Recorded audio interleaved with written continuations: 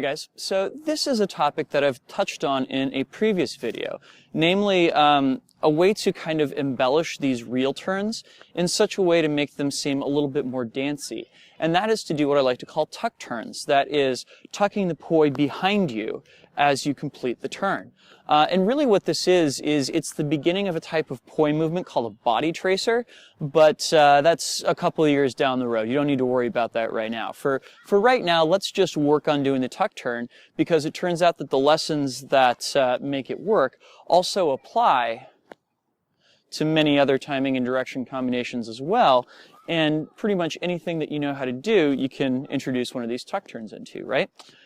Cool. So the first time this came up was in the lesson on turns, and you know, it's not a coincidence that that happened, because it's all about kind of reaching the poi back behind you as you're doing these turns. The way we discussed them before was the idea of, as you're going from reverse to forwards and together same like this, that you drop the poi back behind your back, and then when you complete the turn, you pull them out going forwards. And then when you're going reverse, you kind of make the poi seem to tap your shoulder blades and then drop back out going reverse, right? So we're going to go a little bit more into depth with this right now. Namely, we're going to train each hand separately on this, mainly because it's going to come in really, really, really handy when we deal with pretty much any timing and direction other than together same. So with my left hand right here, what I'm going to do is I'm going to turn from forwards like this to reverse like this, but I'm going to do it by tucking the poi behind my back. And the way I want to do that is normally when I make that turn, the relationship of my hand to my body doesn't change terribly much. But what I want to do is I actually want to stick out my elbow to almost a right angle like this, and to tuck my hand in underneath close to my armpit, right? And specifically, we're looking to create this moment where the palm is pointed up, but the hand is folded underneath the shoulder, right? So when we create that moment, it makes the poi come very, very close to our shoulder. And in fact, to begin to get a grasp on where the placement of this should be, you can just wrap your poi over your shoulder and then unwrap it. And the spot you're really aiming for is right about where your clavicle, that is this little collarbone right here, meets up with your shoulder. If you're getting that spot, you know you're getting the right one, yeah? So if that's feeling relatively comfortable to you, the next move is actually to turn as you're doing this. And for those of you who've played around with Aikido, this is analogous to what happens inside of a side door. That is, as an opponent is coming towards you, you kind of redirect their momentum in such a way that you are not in their way anymore, and that you're assisting them in moving the same direction, right? So in this particular case, we're going to turn to our left at that moment that the poi would be hitting our shoulder. And what that actually does is, rather than making the poi hit us, it moves it out of the way, right? We turn, and the poi now doesn't have a shoulder to hit. It just drops back down. What this looks like from the back side is that I'm reaching for the shoulder and then turning around to avoid it, right? One way that you can make sure that you're doing this is to actually look over that shoulder that you're doing this on. So in my case, it's my left shoulder, and I'm going to look to see the poi popping up towards me, and at that moment, I'm going to turn towards it, yeah? You want to do the same thing with your right hand from this forwards place. You're going to look to go into that chicken wing kind of position and let it come up, and then turn with it. Let it come up, and then turn with it. And of course, this is with both hands going forwards. The backwards route is tucking downward, and it's a lot more easy. It is that let it come down and then let it come back out kind of thing, right? Cool. So you want to do this on both sides. So if you started on the right-hand side of your body, turning to the right with this exercise, you'll now want to try it, turn to your left with both of the poi going forward. You think it makes a really, really subtle difference, but in the grand scheme of things, as you go to other timing and directions, and especially when you use this as a turn, it does become important that you're training both the trailing edge as well as the leading edge to do this move, right?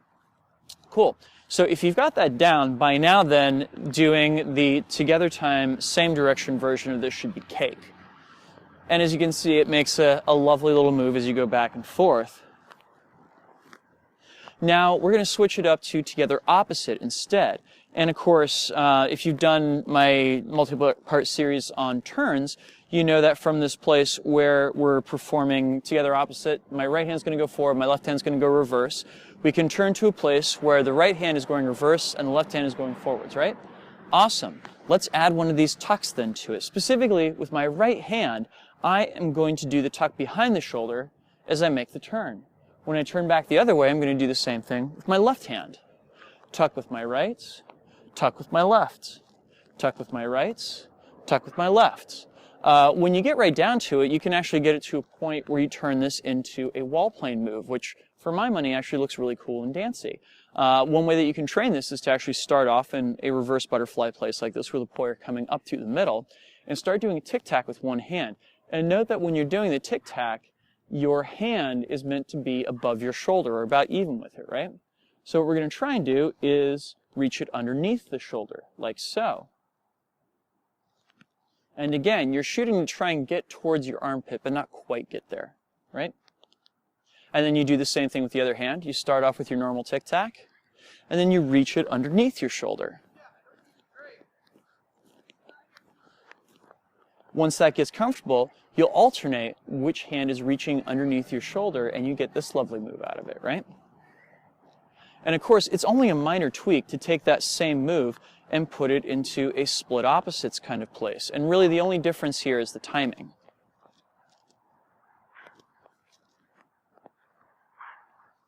If you want to add a little bit more style to it, you can even take it to a place where if you do the full 360, you do the tuck behind your back and the tuck over your back with the same hand. So right hand does the tuck under, right hand does the stall behind. And of course, the second one's a lot easier because gravity's helping you out. You're in this place where the right hand's going reverse, hi, and you drop behind and come back out as you complete the turn, right? So, like so. Finally, if you're moving in split time same direction, this also totally applies, and it's a great way of tying the two back together again, which is that normally when you do this turn, you think of that left-hand poi kind of passing by your ankles and it leads the other poi over. That's exactly the same. However, the poi that's following then does the tuck under, and then when you want to turn back, the right-hand poi is still the one to lead you there, but the left-hand poi gets to go behind your back for a second, right? So you tuck under on one way, go behind on the other. Right arm tucks, left arm tucks. Right arm tucks, left arm tucks. And then it becomes this cool move right here. Pretty nifty, huh? So, like I said, it's a minor tweak, but it really takes a lot of moves that would otherwise be pretty vanilla, like just straight up turns, and it adds some flavor to them in such a way that it actually makes it look like you're performing instead of just going through the motions, so to speak, right? So, yeah, I hope you guys got a lot out of this, and thank you for watching. I will be back with another tutorial for y'all next week. Peace.